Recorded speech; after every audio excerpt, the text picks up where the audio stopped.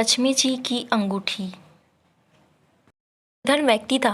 वह नित्य भगवान विष्णु और लक्ष्मी जी की पूजा करता था। एक बार दीपावली के दिन भगवती लक्ष्मी की श्रद्धा भक्ति से पूजा अर्चना की। कहते हैं उसकी आराधना से लक्ष्मी प्रसन्न हुई। वह उसके सामने प्रकट हुई और उसे एक अंगूठी भेंट देकर अदृश्य हो गई।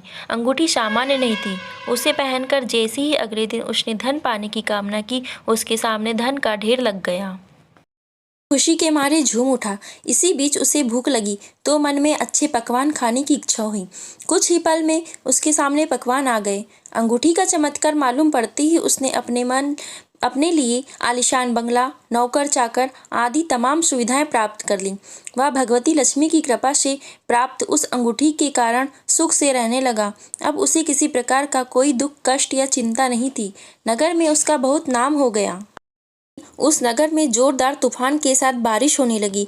कई निर्धन लोगों के मकानों के छप्पर उड़ गए। लोग इधर उधर भागने लगे। एक बुढ़िया उसके बंगले में आ गई। उसे देख वह व्यक्ति गरज कर बोला, ए बुढ़िया, कहाँ चली आ रही है बिना पूछे।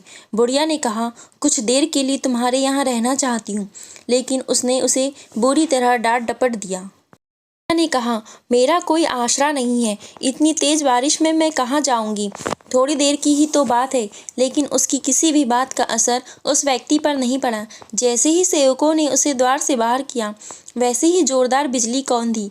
देखते ही देखते उस व्यक्ति का मकान जलकर खाक हो गया। उसके हाथों की अंगूठी भी गायब हो गई। सारा वैभव पल भर में राख ढेर में बदल गया।